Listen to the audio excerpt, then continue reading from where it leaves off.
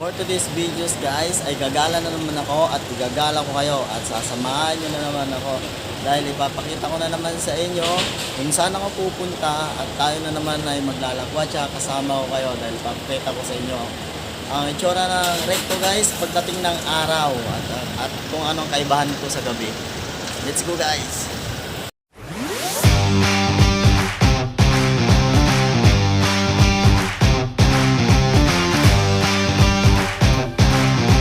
So yun guys, nandito ako ngayon sa may recto dito sa sa may Jollibee. So ito guys, Jollibee. So ang tapat naman nito guys ay ang Pure Gold. Dito yan guys sa may Dragon 8. At sa mga nakamotor naman dyan guys, kung naghahanap kayo ng mga inyong paparkingan ay dito lang yan guys sa harapan ng Jollibee. Tapat lang ng yan guys ng police station sa kabila po. At dito naman po guys ay maluwag naman yung kanilang parking. Alam ko may bayad syempre pag magpa-park ka.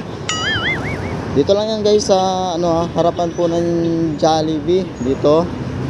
So ito yung recto. So ngayon naman guys ay aakyat ako sa may footbridge dahil meron ako ipapakita sa inyo.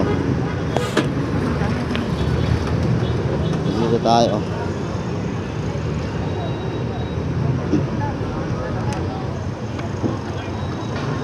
So yun guys, paakyat ako ngayon. Ang init. So ganito yung tsura ng footbridge guys. Ayan tayo. Naman dito guys, yung pababa ay naman po yung nagdurugtong sa 168 saka sa 999 na footbridge. At dito ako kanina guys, umakyat. So ngayon guys, ay nandito na ako sa footbridge. Sa mga hindi pa nakakaalam dyan guys, sa mga nagpupunta dito sa may Divisoria, dito sa mismong recto sa 168 guys, kung naghahanap kayo ng mga mapaparkingan ninyo ay ito yan may parking lot po tayo dito. Yan, ito po yung 168 mall. Ayan po. At dito naman guys, yan po yung street ng Rina Rehente. Yan po, papunta yan ng Lunita. So ayan guys, yung mga sasakyan na yan yung papuntang dulo. Yan po yung mga nanggaling ng Cubao, mga Pasig po. At mga galing po sa San Juan. At yan po yung iikot sila doon sa pinakadulo para makabalik po dito sa may gawing kaliwa guys dito. So pagdating po ng araw dito guys ay napakaluwag po ng daan. At yung mga tao naman po ay kanya-kanya namamasyal, namimili ng kanilang mga paninda. At yung iba kung na, yung iba namamasada ng tricycle, mga pedicab. Ayan guys, yung iba nagtitinda dyan sa gilid-gilid. So napakaganda guys pagdating dito ng araw at hindi tulad po ng gabi. So sana guys nag-i-enjoy kayo. Sa mga hindi pa nakakapunta dito guys sa Divisoria, ganito po talaga yung itsura ng recto sa araw. Wag po kayong matakot na may mga dala-dala kayong sasakyan dyan at marami po tayong parking lot dito tulad ng pinakita ko sa inyo. At hindi lang yan guys, meron din sa 168, meron din tayo sa Tutuban. Kaya marami po kayong mapapagparkingan at hindi po kayo matatraffic pagdating po ng araw dito. So yun guys, nandito na ako sa baba. At tulad po na sabi ko sa inyo kanina guys, napakaluwag po dito talaga. Kabilaan po yan. Ayan po sa may kaliwa. Ayan. At doon po ako kanina galing guys sa may footbridge. Ayan, di ba napakaluwag pagdating po ng araw dito. At pupunta naman tayo guys sa pinakadulo para makita ninyo kung saan yung iniikutan ng mga jeep na yan, mga sasakyan.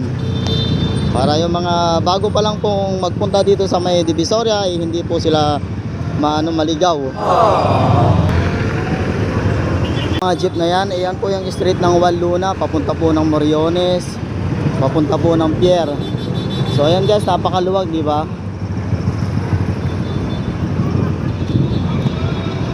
At dito naman guys, meron naman tayo mga tricycle dyan na nakaparada. Yun. Kung saan kayo pupunta, pwede silang sakyan at magpahatid sa kanila. So ito na nga yung sinasabi ko sa inyo guys, napakaluwag, di ba? Pwede na kayo maghabulan dito. Dahil may mga umiikot dito yata na naninita para maging maayos yung daloy ng traffic, yung mga daloy ng mga sasakyan guys. Hanggang doon yan sa dulo, pupuntahan natin, papakita ko sa inyo. Yung mga bago-baguhan pa lang dito guys, na pupunta sa Divisoria, para alam nyo kung saan kayo iikot. Tingnan nyo naman kahit dyan sa kabila guys, oh. Ang luwag po ng daan. So dito naman guys, yung mga tinatawiran ng mga tao, yung palengke na po yan, dyan po yung Ilaya Street guys. Napapunta naman yan guys sa may simbahan. So ang daming tao dyan, pero hindi naman siksikan dahil mga daming nagbibinta dyan, mga chinilas, mga sapatos, mga bag. At meron din tayo dyan palengke. So, tingnan nyo man guys, oh. So yung mga building pala dito na luma, pinagigiba na pala. So baka gagawin naman itong parking lot. So yung mga pupunta dito guys, abang-abang lang tayo kung gagawin nilang parking lot yan. So doon ako galing kanina guys. So ang layo, di ba? At saka napakaluwag. Iwas traffic talaga.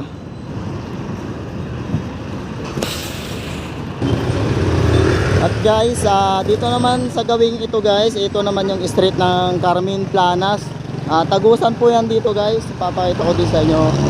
So ito yan yung karugtong ng Carmen Planas. Ayan guys, papunta yan sa Divisoria Mall. So marami nagtitinda din dyan ng mga chicharon, mga paninda at mga prutas. Sari-sari na yan guys, sa mga hindi pa nakakaalam.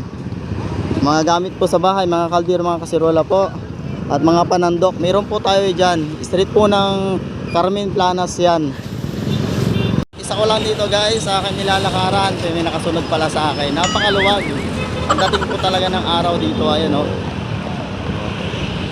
Hanggang kabila yan guys. Napakaluwag talaga.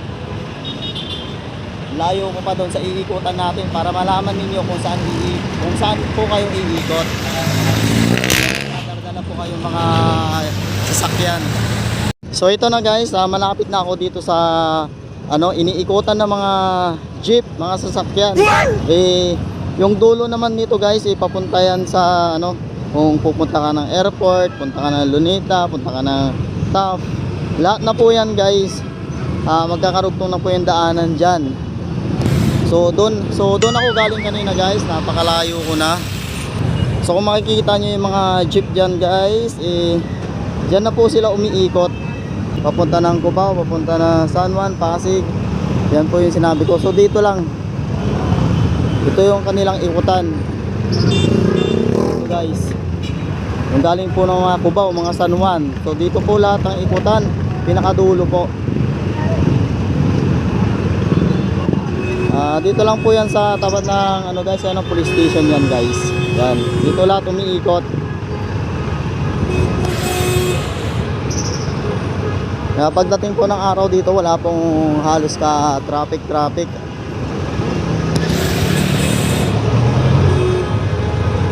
Ayun o. Pagdating dito naman ng araw guys, mga bihib naman po yung mga tao dito, lalo na yung mga tricycle driver, dahil meron po silang mga paradahan at meron po silang sinusunod para hindi po nagkaka-traffic pagdating po ng araw dito. Ayan guys, oh. Tatawid muna tayo. Hindi ko alam kung anong street to, itong aking pupuntahan, pero hindi ako pupunta dyan guys. Hindi, wow. Hindi ko kabisado yung daanan dyan baka mawala. So ito naman guys, yung sculpture ng KKK o kataas-taasan kagalang-galangan. Tama ba? Parang may kulang yata pasensya naman guys. So dito lang yan guys sa street mismo ng Recto Divisoria.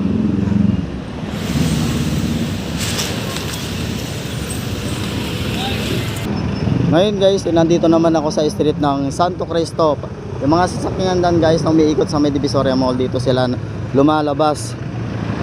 Nagkakaroon ng konting pagkabagal nung mga sasakyan dyan guys, kasi yung mga tulad nga nasabi ko kanina, yung mga galing dyan sa Divisoria Mall, dito yung kanilang labasan.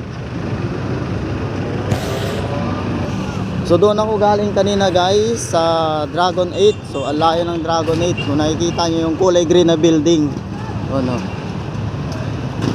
So dito naman guys, ayun na mga puto ata to, di ba guys?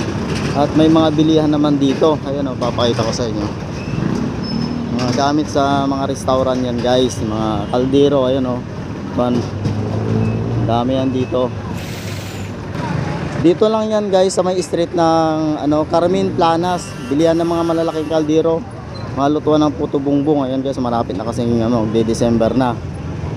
So dito na kayo pumunta guys para bumili ng mga inyong mga gamit. Guys, bibitinin ko muna kayo. Hanggang dito na muna tong vlog na to. At mamaya-mayang gabi ay i-update ko kayo kung anong meron naman. Kung anong mangyayari dito sa Divisoria, dito sa Recto guys. Pagsapit po ng gabi. So guys, abang-abang lang ng mamaya. Abangan nyo lang yung vlog ko mamayang gabi. At papakita ko sa inyo kung anong mangyayari pagdating ng gabi dito sa Recto.